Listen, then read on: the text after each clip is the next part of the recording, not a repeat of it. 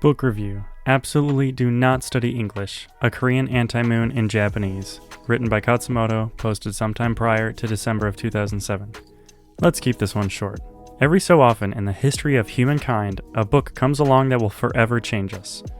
Or not, I don't know. But really, every few weeks or so, I find a book that is just so perfect that it's as if it was written just for me to read it. Yeah, no kidding. It seems like the author sat down and thought, "And it shall come to pass, that one named Khatzumoto shall walk through the doors of a bookstore, and when he doth gaze upon this tome, it shall be fitting for him to purchase it. So it shall be written, so it shall be done." Anyway, this book I found owns, and not only that, but it also has a sequel. The book is Eigo wa zettai benkyou suru na. Gakkou ikanai, okane kakenai, dakedo pera pera. Absolutely do not study English. Get fluent without spending tons of money or going to English school. And its sequel, Eigo wa zettai benkyou suru na ni fuan ga kieru gimon ga uttobu majide pera pera. Absolutely do not study English too. Clear your doubts and worries and get seriously fluent. It's significant that this book should be coming out of Korea, the southern flavor, whose scores as a nation on, I believe it is the TOEIC test, some random stupid English test, are at the very bottom of the world. Only Japan's are worse. In today's Korea, English schools are raking in tons of cash. Parents are freaking out about their kids needing to know English. The government is in constant panic mode about how and where and when to get more English taught in public schools. Businessmen, quote-unquote, need to know English. University professors of English have terrible English. People who can speak well are mistaken for being intelligent. In other words, Korea and Japan are in the exact same position. Now that I think about it, the Japanese/Chinese situation outside of the kanji sphere is about the same. Most people outside of East Asia are convinced that they cannot be literate in Chinese and Japanese, let alone speak them.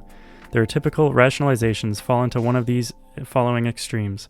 It's either the "we're not as smart as the East Asians" camp, or the East Asians are stupid and our writing system is better because the Greeks molested boys and used an alphabet too, and there's nothing wrong with liking boys camp.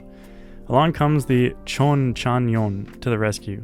Kicking butt and taking names, he very frankly lays out that the English situation in Korea right now is abysmal, but that it need not be so.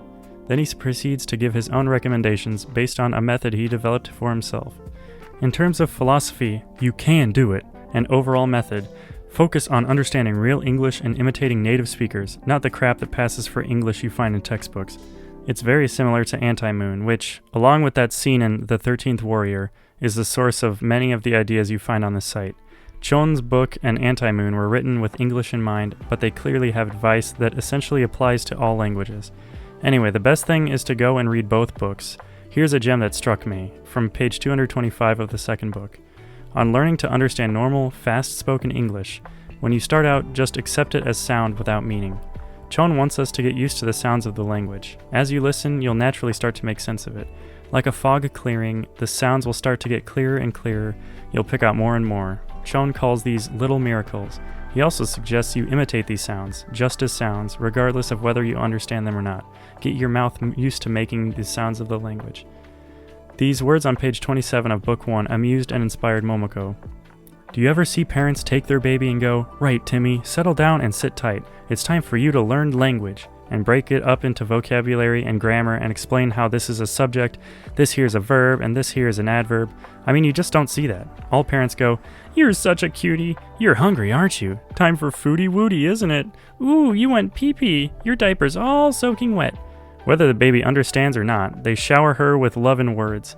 Day in and day out, the baby's little ears are constantly absorbing this endless stream of words and sounds, whether it's the sounds of his parents or the voices of people outside or whatever. Another place where Chon really lays it out for me is here on page 28, again of book 1. Unconditionally, constantly listen to your target language. Chon further advocates the use of English-to-English dictionaries. What else? Oh, he has a cool name for the method, the Absolute English Method, or as I like to call it, all English all the time. Hee hee. Anyway, so yeah, they're good books. The Japanese is of course A-OK, translated by someone I presume to be Japanese-Korean. Chon is, like me, not an expert linguist, just a guy who learned how to do something and is sharing it with the world. He takes flack from people with established ideas, but he speaks the truth. Don't kill the language and study it. Instead, live it and become it. Highly recommend.